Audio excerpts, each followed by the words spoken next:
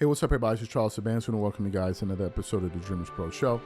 We cover everything from sports, hot topics, classic debates, entertainment, and we give you guys a fresh perspective on things. And I always see them. And today we got a hell of a show in store for you guys. Before we get into it, please make sure you like the video and subscribe to the channel. Now, as you guys know, Kobe Bryant is my favorite basketball player of all time. Right? My favorite basketball player. I have him top three with MJ, Kareem, and of course Kobe Bryant. Right? I pretty much witnessed him play his entire career, and I didn't see MJ in his prime because I wasn't old enough, but I saw Kobe in his prime, and I came to the conclusion that as I'm watching this guy play basketball, I'm like, I don't think there's any player better than this guy. Like, I just don't. I've seen Jordan, and I'm like, okay, I give Jordan the nod, but looking at him, I'm like, bro, who can play ball better than this dude, right? Who can play ball better than him? I think one of the things Kobe fans like about him, apart from his play and all of that, I think what we also like is his attitude, right?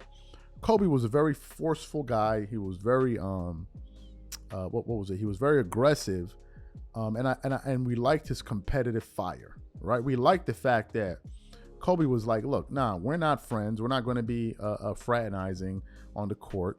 When we step on that court, we enemies. Kobe was even against the idea of going on vacation with other NBA players. He was. He's like, why are we going on vacation together? Like, it was just a mindset where it's like, it's me versus y'all. Now, if y'all want to fraternize and be doing it like that, fantastic. I remember Kobe saying, why would I go on vacation with other NBA players?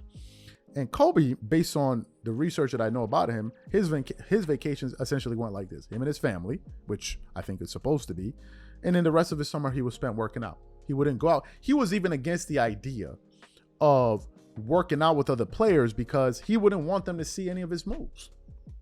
He wouldn't want them to see any of his moves, his work ethic, nothing. And I like that. So us versus them, F that. I support that. I support that. No, it's, if you with us, you with us. If you with them, you with them. There's nowhere all of us are going to be competing. And I'm going to be sharing it. No. Forget all that. Maybe when I'm done, okay, then I give you the information. But in the heat of the battle, nah, man, you stay over there. We're gonna stay over here, right?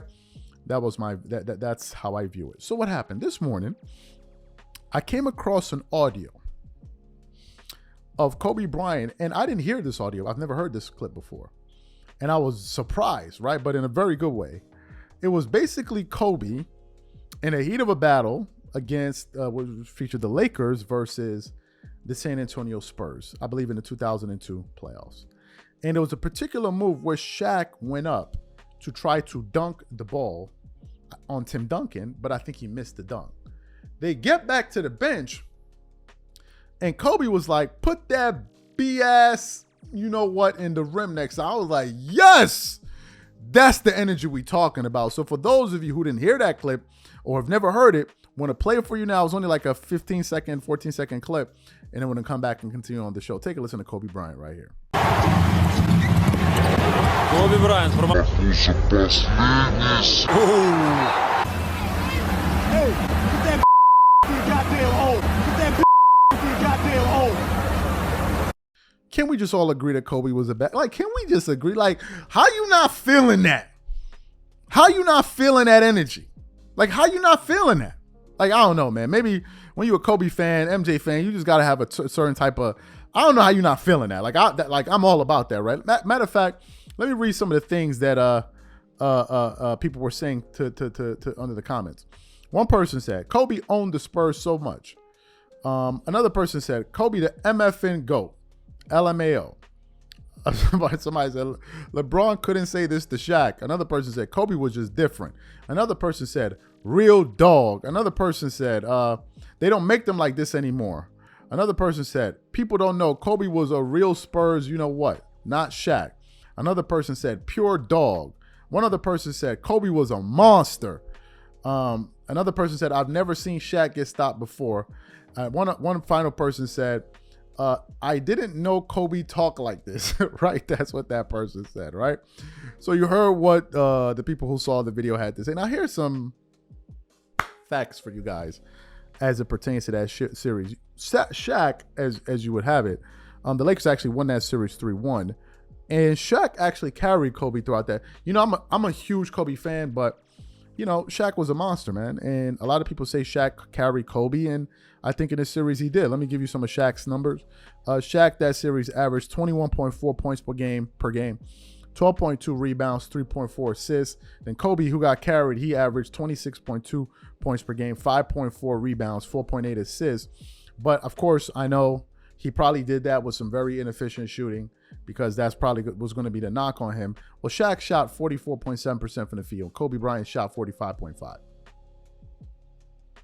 being predominantly a jump shooter. So Shaq had some pretty big bags on his back carrying Kobe Bryant throughout that series, man. You know, it is what it is. You know, it is what it is when, you know, when you're carrying a guy like Kobe. Like, cut it out. Like, let's just cut it out, right? Listen, this is just another example, man. Like, that's what I like. That is the energy that I like. Kobe was a monster, man.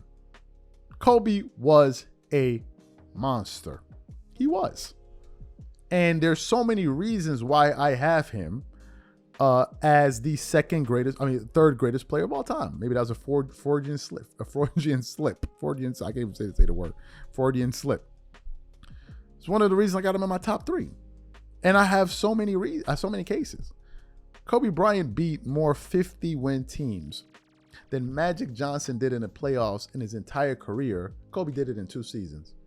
In 2 playoff runs, he beat more 50-win teams than Magic Johnson did in his entire career. Kobe Bryant led a decade in scoring. He also has the most all-defensive selections for a guard ever. Kobe got selected to an all-defensive team 12 times. 12. And then on top of that, he led the league in scoring 2 times as well. And then you can go into his bag and all of that. There was nothing like him. I think the greatest offensive player since Michael Jordan was Kobe Bryant. And Kobe's scoring was more impressive than anybody I'm seeing today. More impressive than Luka Doncic, more impressive than Joel Embiid, more impressive than all of these guys. And I'll tell you why. Number 1, possessions per game. There were less possessions per game. Number 2, average score per game.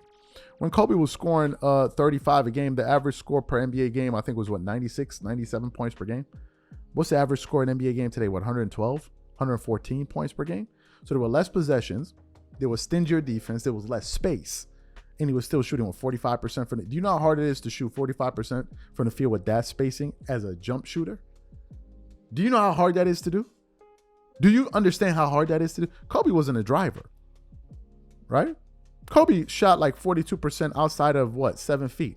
Unlike LeBron, whose career average is 37% outside of 10 feet or 7 feet. 37%. Kobe was predominantly a jump. And if you watched his game, you would know that. That's why sometimes his stats don't tell you all the that's what Kenny Smith said one day on what's the show? Inside the NBA. He said there are 3 types of lies. They're lies, damn lies, and then there's stats. Why? Because if you're just relying upon stats and you don't have any context, the stats are useless. Because you can use stats to tell you anything.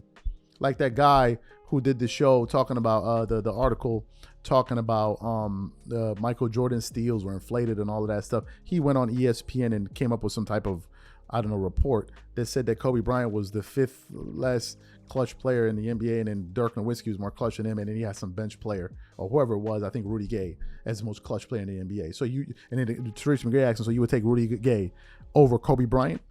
Like, is that what you're saying? He's like, no, well, that's not what I'm saying. Like, but that's what your stats say. He's like, oh, well, I guess I ran out of a narrative, and then they threw his ass off the screen. So to me, man, that's Kobe for you, man. That's the energy I like. Some people may not like it. Some people may think, oh, it's too abrasive or whatever. That is the energy I like. That's why Kobe fans and MJ fans get along. That's why they get along. That's what I want. I want a nasty competitor. Forget all about I'm going to do it the right way. At the end of a game, I'll shake your hand, whatever. If you beat me, whatever. But in the throes of battle, forget all of those niceties. They go out the window. These are my thoughts. Whatever you guys think, leave your thoughts in the comments, and we catch you guys on the next show. Peace.